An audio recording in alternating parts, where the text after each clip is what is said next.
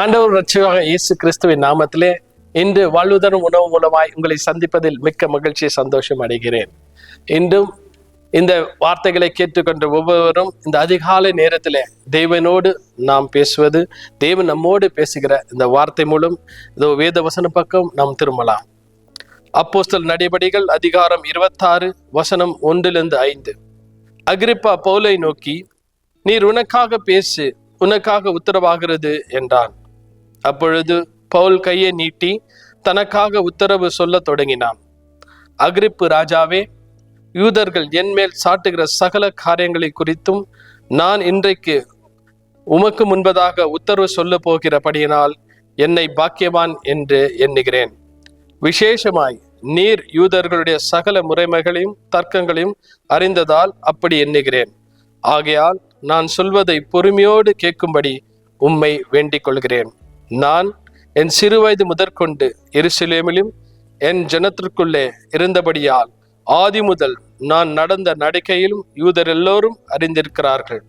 நம்முடைய மார்க்கத்திலும் சமய வேதங்களிலும் மிகவும் கண்டிப்பான சமயத்துக்கு இசைந்தபடி பரிசேயனாய் நடந்ததென்று சாட்சி சொல்ல அவர்களுக்கு மனதா இருந்தால் சொல்லலாம்.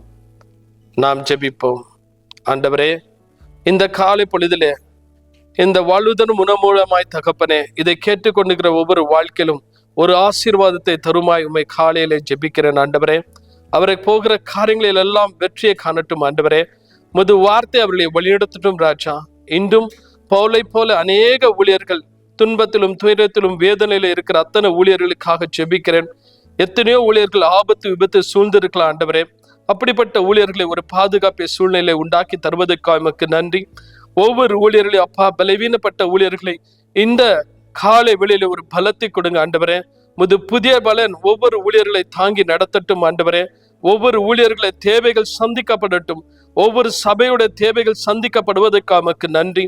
இன்றும் அநேக ஊழியர்கள் நீங்க கரம் பிடித்து நடத்துங்க. ஆண்டவரே, இந்த உலகப்ப காரியங்களுக்கும் எந்த ஊழியர்கள் விழுந்து போகாதபடி உம்மை நோக்கி பார்க்கிற அந்த எண்ணத்தையும் அந்த விசுவாசத்தையும் நம்பிக்கை ஒவ்வொரு ஊழியர்களுக்கும் இந்த காலைவில் நீங்கள் தருவதற்காக எமக்கு ஸ்தோத்திரம். ஆண்டவரே, இன்றும் அநேக ஊழியர்கள் பலவீனப்பட்டிருக்கலாம். ஆண்டவரே, அப்படிப்பட்ட பலவீனத்தோடு இருக்கிற அத்தனை ஊழியர்களை பலப்படுத்துங்க.